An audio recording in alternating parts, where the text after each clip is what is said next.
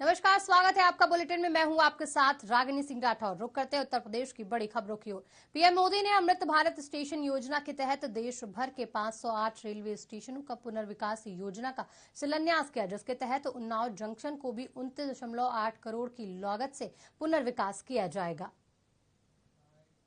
Amrit Bharat station योजना के अंतर्गत सारे देश में 508 स्टेशन और उसके साथ में उन्नाव को जो लिया गया, तो जब से मैं सांसद बना हूं तब से लेके रेल मंत्री जी से, प्रधानमंत्री जी से जो मैं प्रस्ताव भेजता रहा, मांग करता रहा या मुद्दे उठाता रहा, तो मेरे पास शब्द नहीं है कि माननीय प्रधानमंत्री जी का और रेल मंत्री जी का किन शब्दों में साधुवाद किया जाए कि अमृत भारत स्टेशन योजना के अंतर्गत उन्नाव को सम्मिलित करके अब क्या क्या किया जाएगा। आपका प्रश्न ये है, विश्व स्तरीय ये 508 स्टेशन बनाए जाने वाले हैं, विश्व स्तरीय।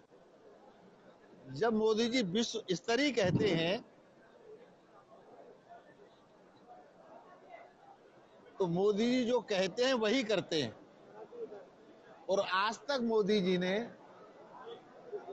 चाहे वो गुजरात के मुख्यमंत्री के रूप में रहे हों या 2014 से प्रधानमंत्री के रूप में आए हैं, जो देश के अलग अलग हिस्से में चयनित मॉडल रेलवे स्टेशन को और विकसित करने, सभी सुविधाओं से लैस करने के लिए प्रधानमंत्री नरेंद्र मोदी ने वर्चुअली शिलान्यास किया। कार्यक्रम में पहुंचे राज्यसभा सांसद डॉक्टर अशोक वाजपेयी ने कांग्रेस नेता डॉक्टर उदित राज के बयान पर टिप्पणी देते हुए कहा कि उनकी बातों को गंभीरता से नहीं लेना चाहिए। ये सिरफिरे लोग हैं, हताश निराश होकर ऊल जलूल बोलते हैं।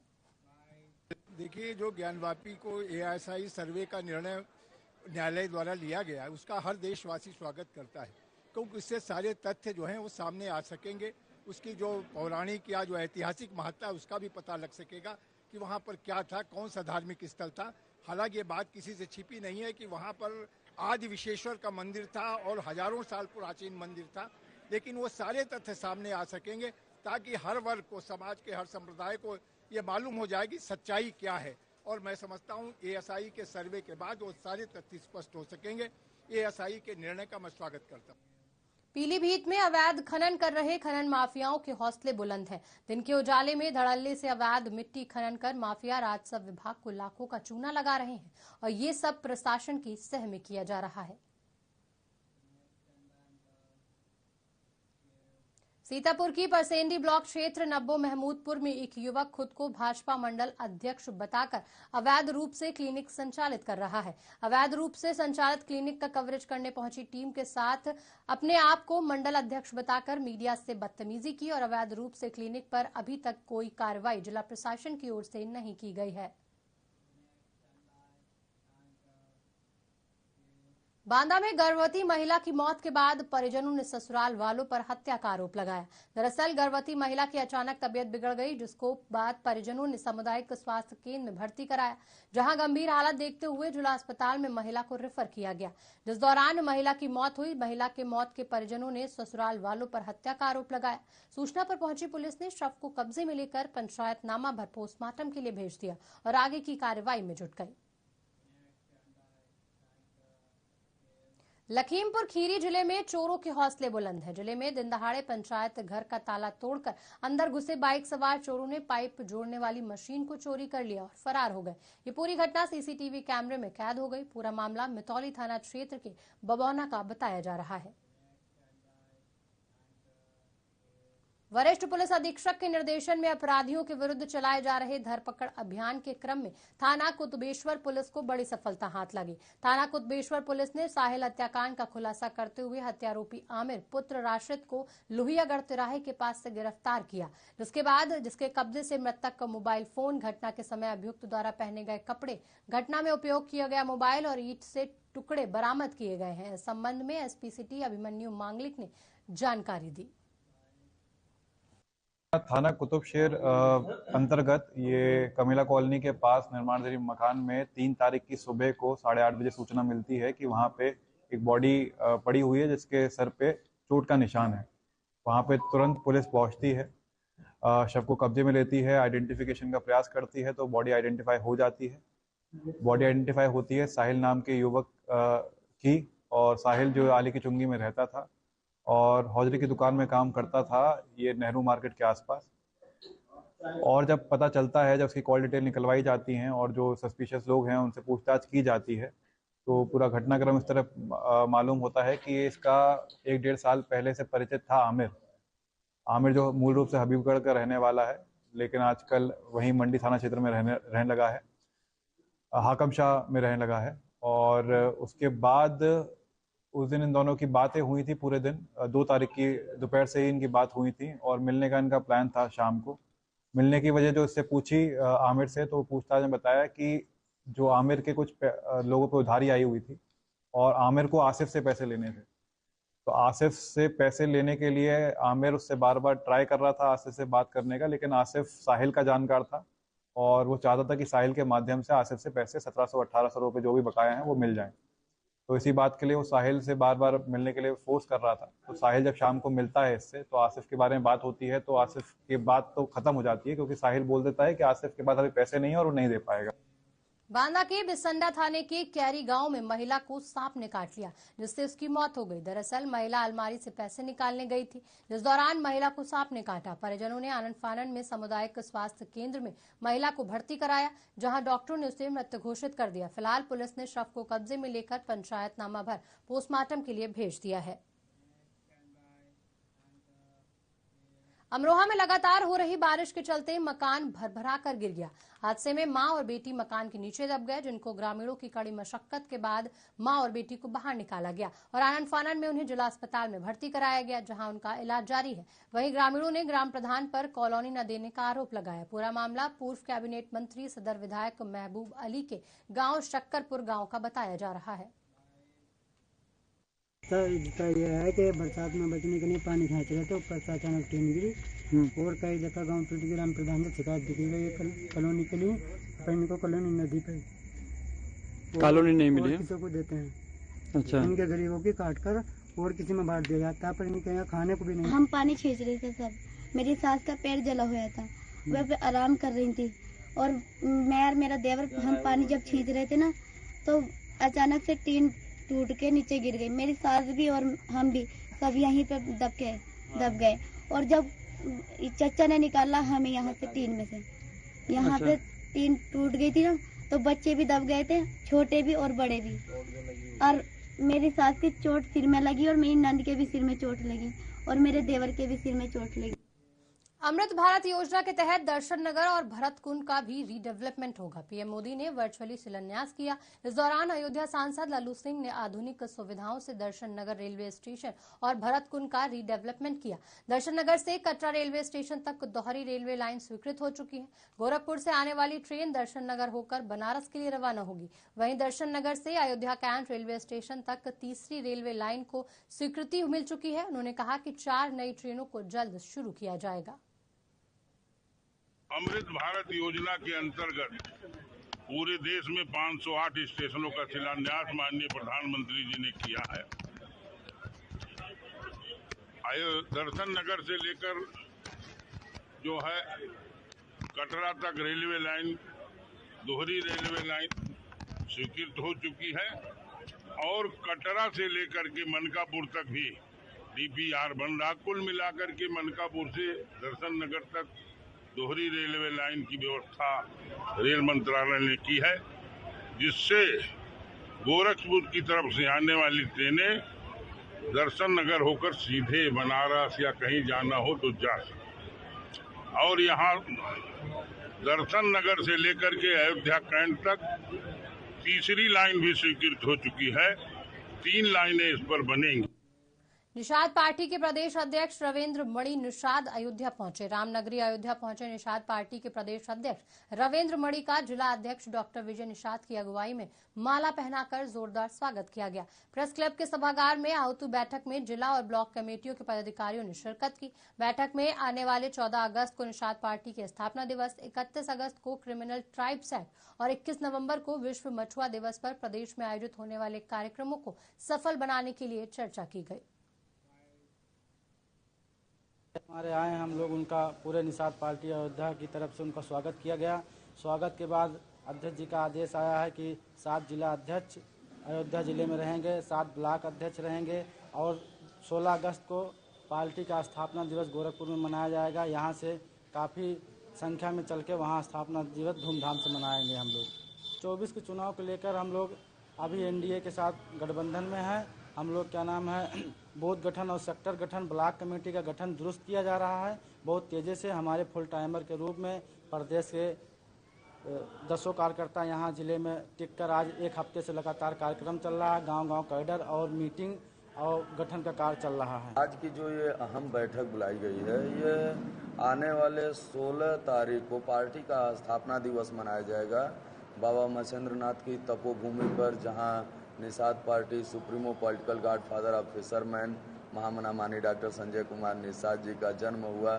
जिस गोरखपुर की धरती पर, उसी गोरखपुर की धरती पर 8वां संकल्प दिवस मनाया जाएगा। उसके लिए यहाँ आए क्योंकि इस बार इस महीने में ढेर सारे कार्यक्रम हैं। अभी 10 तारीख को वीरांगना बहन फूलन देवी जी का जन्मोत्सव जिले जिले में मनाया जाएगा। फिर 16 तारीख को स्थापना दिवस मनाया जाएगा बृहद स्तर पर। उसके बाद 31 तारीख को डी नोटिफाइड ट्राइब्स डे मनाया जाएगा, जो 193 जातियां लखनऊ में एकत्रित होंगी निषाद पार्टी के कार्यालय पर, वहां एक कार्यक्रम होगा। और फिर 3 महीने बाद 21 नवंबर को विश्व मछुआ दिवस के अवसर पर एक बड़ा कार्यक्रम होगा, जिसमें लाखों लाख की संख्या में लोग लखनऊ पहुंचेंगे और वहां से अपनी हुंकार भरेंगे। आगामी 2024 के लोकसभा चुनाव से पहले अपनी ताकत का एहसास कराने के लिए कि हम मछुआरे, उत्तर प्रदेश की आबादी जो हम मछुआरों की है लगभग 24% हो गई है और ये 24% मछुआरे हार और जीत तय करते हैं। पुरानी पेंशन बहाली और निजीकरण के खिलाफ शहर के राजकीय इंटर कॉलेज के परिसर में पेंशन क्रांति महासम्मेलन का भव्य आयोजन किया गया, जिसमें जिले के हजारों शिक्षक और कर्मचारी महासम्मेलन में हिस्सा लेने पहुंचे। इस दौरान सभी ने पुरानी पेंशन बहाली को लेकर जमकर हुंकार भरी। वहीं अयोध्या पहुंचे राष्ट्रीय अध्यक्ष विजय कुमार बंधु ने शिक्षकों और कर्मचारियों को मंच से संबोधित किया। उन्होंने कहा कि पूरे प्रदेश में पुरानी पेंशन बहाली और निजीकरण के खिलाफ अभियान चलाया जा रहा है। उसी कड़ी में आज अयोध्या जिले से पेंशन क्रांति महासम्मेलन की शुरुआत की गई। पुरानी पेंशन बहाल हो, निजीकरण समाप्त हो, उसी को लेकर पूरे प्रदेश और देश में जागरूकता अभियान चलाया जा रहा है। उसी कड़ी में सम्मेलन है और हमारी सीधी मांग है कि देश के शिक्षकों, कर्मचारियों सहित जो देश के अर्धसैनिक बल है उन्हें पुरानी पेंशन दी जाए। अगर इस देश का अर्धसैनिक बल पुरानी पेंशन से वंचित है तो देश का माननीय पुरानी पेंशन क्यों ले रहा है? और एक नहीं 4 ले रहा है, सवाल है मेरा। और इसी को लेकर के अटेवा पूरे देश में अभियान चला रहा है। अयोध्या प्रभु राम की नगरी है, हम सब वहाँ आशीर्वाद लेने आए हैं, प्रार्थना करने आए हैं कि हमारे बुढ़ापे की लाठी प्रदेश सरकार और केंद्र सरकार दे। और अभी हमारा एक अभियान चल रहा है, घंटी बजाओ अभियान, सांसदों के द्वार पर पूरे देश में हर सांसद के यहाँ जा रहे हैं लोग, हम अपनी बात रख रहे हैं। हम अभी 30 अगस्त तक ये अभियान चलेगा। उसके बाद 1 अक्टूबर को हमारी दिल्ली में बहुत विशाल रैली है और हम प्रधानमंत्री जी से आकर मांगेंगे कि हमारी पुरानी पेंशन बहाल करें। अगर नहीं करते हैं तो वोट फॉर ओपीएस, जो हमारी बात करेगा हम उसकी बात करेंगे। देश का शिक्षा। बांदा में नाबालिग से दुष्कर्म का मामला सामने आया, जहां शहर कोतवाली के सिविल लाइन चौकी में रात में अकेले सो रही नाबालिग से दुष्कर्म किया गया। वहीं मौके से लोगों ने आरोपी युवक को पकड़कर पुलिस के हवाले कर दिया, जिसके बाद पुलिस ने पॉस्को एक्ट और दुष्कर्म का मामला दर्ज कर कार्रवाई शुरू कर दी है। वहीं पीड़िता ने पुलिस से न्याय की गुहार लगाई। कोतवाली नगर क्षेत्र के अंतर्गत काशीराम कॉलोनी की एक पीड़िता के द्वारा थाने आकर तहरीर दी गई तो उसके साथ दुष्कर्म किया गया। इस तहरीर के आधार पर सुसंगत धाराओं में अभियोग पंजीकृत कर पीड़िता का मेडिकल परीक्षण कराया गया है। विवेचनात्मक कार्रवाई जारी है। अलीनगर थाना क्षेत्र के हापुड़ कॉलोनी में रेलवे ट्रैक पर सोमवार की सुबह एक बालिका अचेत अवस्था में मिली। मौके पर पहुंचे परिजनों ने पुलिस को इसकी सूचना दी। सूचना पर पहुंची पुलिस बालिका का इलाज के लिए नगर स्थित राजकीय महिला चिकित्सालय में भर्ती कराया गया, जहां एएसपी विनय सिंह, सीओ अनिरुद्ध सिंह सहित पुलिस के अधिकारी मौजूद रहे।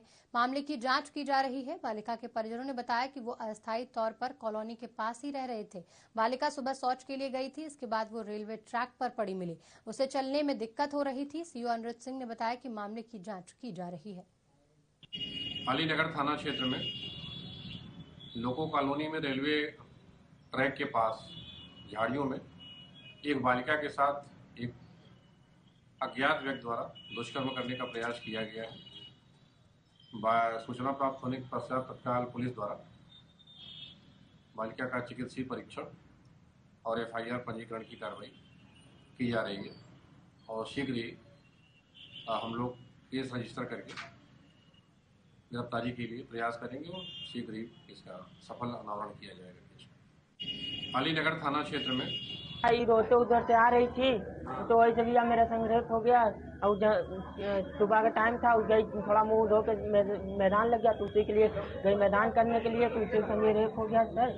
उधर रोते रोते आई, उसको फिर भाग गया, फिर गिट्टी वाला आ रहे थे तो उसी के वही बचाए। गिट्टी वाला बयान नहीं दे रहे, यही घटना हुआ। सारा तबला ने 112 वाला फोन लगाया, तबला ने रोक दिया। तब मेरा भाई फोन लगाया, तब सर आए कुल, तो ऐसे ऐसा बात, एम्बुलेंस आया तब उठा के एजगा लेकर आए। यही सब बात हुआ सर, और कुछ नहीं, हर एक के भाग गए, सब कोई नहीं पकड़ा सके। हरदोई में तेज रफ्तार कार चालक ने जमकर कहर बरपाया। बेकाबू कार से लोगों को रौंदने का ये मामला हरदोई जिले के थाना कोतवाली देहात और कोतवाली शहर का है। दरअसल काशीराम कॉलोनी की रहने वाली महिला ई रिक्शा से जा रही थी कि ई रिक्शा में कुछ बच्चों समेत अन्य लोग सवार थे। इस दौरान वैगनार कार चला रहे चालक ने पहले कार से ई रिक्शा में टक्कर मारी और मौके पर मौजूद लोगों ने उसे रोकने का प्रयत्न किया तो उसने कार भगा दी और कोतवाली शहर क्षेत्र रोडवेज बस अड्डे पर बाइक सवार को पीछे से टक्कर मार दी और मौके से फरार हो गया। दोनों दुर्घटनाओं में घायल हुए 8 लोगों को उपचार के लिए मेडिकल कॉलेज में भर्ती कराया गया, जहां उनका उपचार जारी है। काशीराम कॉलोनी से हम आ रहे थे और नानक झाला के पास ऑटो में हम लोग बैठे थे, पीछे से टक्कर हुई है। फिर हमें पता नहीं चल रहा, वैगनार गाड़ी।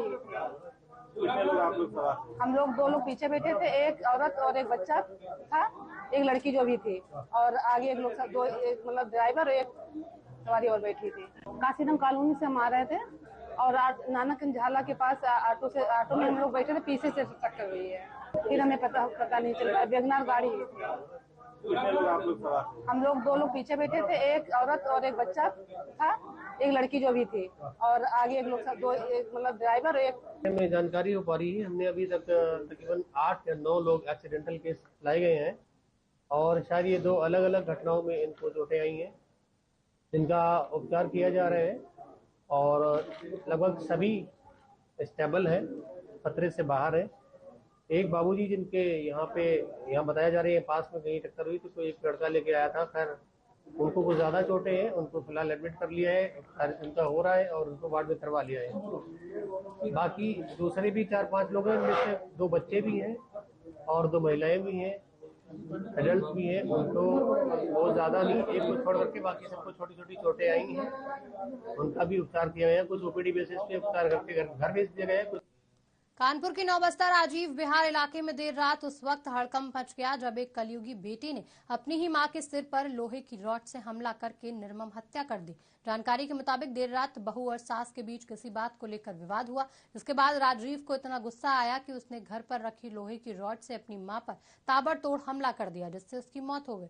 इसके बाद आरोपी बेटा फरार हो गया। सूचना मिलते ही नौबस्ता थाना पुलिस मौके पर पहुंची और फॉरेंसिक टीम को बुलाकर घटना की जांच करवाई। वहीं घटनास्थल पर पहुंची एडीसीपी अंकिता शर्मा ने बताया कि सास और बहू के बीच आए दिन विवाद होता था, जिसके कारण बेटे ने मां की हत्या कर दी। हत्यारोपी को पुलिस ने सर्विलांस कहा कि हमें बीजेपी स्थल पर हंगामे की सूचना के बाद लखीमपुर सदर विधायक योगेश वर्मा सहित भारी पुलिस बल मौके पर पहुंचकर कावड़ियों को शांत कराया। वहीं कार्रवाई का आश्वासन दिया, जिसके बाद कावड़ियों ने हंगामा खत्म किया। मेहंदी घाट से जो है जल भर करके आ गए थे, हरगांव तक आराम से आ गए। रात में हरगांव रुके, सुबह से चले, आराम से आ रहे थे। पुलिस प्रशासन कोई था नहीं, हम लोग अपनी व्यवस्था के साथ में सड़क के किनारे किनारे चल रहे थे। रोडवेज बस वाला अचानक आया और उसने स्पीड स्लो तक नहीं की और बिना हॉर्न दिए और वो जो कांवड़िया था उसके कट मार करके वो बस चला गया। अच्छा, तो जिसके कट मारा है उसका क्या हाल है? ऑन स्पॉट दोनों खत्म हो। आज सुबह थाना हरगांव के अंतर्गत सीतापुर लखीमपुर रोड पर बॉर्डर के पास में एक ये दुर्घटना हुई है, जिसमें कांवड़ का एक जत्था अपना पूजा अर्चन के कार्यक्रम से जा रहा था। इन्होंने ट्रैक्टर ट्रॉली अपनी रोड के किनारे खड़े हुए थे और उसी समय पीछे से आती हुई एक रोडवेज बस के द्वारा इनमें से एक व्यक्ति को टक्कर मारी गई, जिससे उनकी मौके पर ही दुखद मृत्यु हो गई। इनका नाम अनूप मिश्रा और ये ओवल जो जनपद खीरी के अंतर्गत है वहाँ के रहने वाले हैं।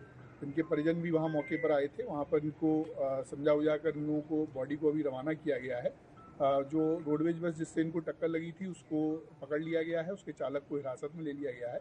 उचित धाराओं में अभियोग पंजीकृत करते हुए सीतापुर के हरगांव विकास खंड क्षेत्र के गांव में ग्राम प्रधानी चुनाव की राजनीति के चलते पात्रों की जगह अपात्रों को पीएम आवास वर्तमान प्रधान रामदेव के द्वारा दिया गया। पात्र गरीब कई परिवार आज भी छप्परनुमा झोपड़ी में रहने को मजबूर हैं।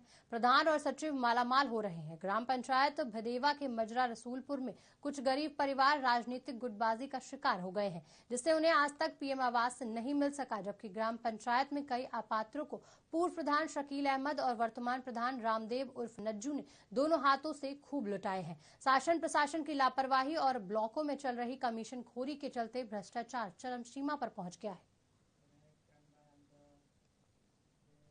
चंदौली में मिशन इंद्रधनुष शुभारंभ किया गया। जिलाधिकारी ने फीता काटकर और बच्चों को ड्रॉप पिलाकर कार्यक्रम का शुभारंभ किया। सघन मिशन इंद्रधनुष के प्रथम चरण में विशेष उपलब्धियों के लिए स्वास्थ्य विभाग को सराहना करते हुए जिलाधिकारी ने कहा कि सभी विभाग इस अभियान में पूर्ण सहयोग करेंगे। एएनएम, आशा कार्यकर्ती और आंगनबाड़ी कार्यकर्त्री विशेष रूप से अपने कार्यों को संवेदनशीलता के साथ करेंगी। ग्राम प्रधानों का पूर्ण सहयोग मिलेगा। इसके लिए सभी ग्राम प्रधान और क्षेत्र के सम्मानित व्यक्तियों को जागरूक किया जाए और उनको पूरी तरह सहयोग दिया जाए। आज यहाँ हम लोग ब्लॉक सदर में जो पीएचसी है वहाँ पर आए हैं। मिशन इंद्रधनुष के तहत गवर्नमेंट ने इम्यूनाइजेशन का जो कार्यक्रम है उसको स्टार्ट किया है, तो उसी का शुभारंभ यहाँ पर सीएमओ साहब द्वारा कराया गया है। और जनपद में जैसा इन्होंने बताया है मुझे सूचना के तहत कि 5007 बच्चे ऐसे हैं जिनके कुछ वैक्सीन छूटे हुए हैं। तो ये विशेष अभियान चलाया जा रहा है 7 अगस्त से 12 अगस्त के बीच में, जहां पर जो छूटे हुए बच्चे हैं 5007, इनको सभी प्रकार के वैक्सीन हम लोग लगा लें। उसके बाद भी अगर कोई लोग छूट जाते हैं तो उसके लिए विशेष 2 और मॉपअप राउंड रखे हुए हैं। एक सितंबर माह में होगा और उसी प्रकार से 1 अक्टूबर का होगा। उद्देश्य यह है कि 5 साल से नीचे के जितने बच्चे उनमें उनका कोई भी वैक्सीन अगर छूटा होगा तो उस वैक्सीन को हम लोग पूरा करा लें, ताकि इन बच्चों का भविष्य जो है हम लोग सिक्योर कर सकें। फिलहाल बुलेटिन में इतना ही। मुझे दीजिए इजाजत। नमस्कार।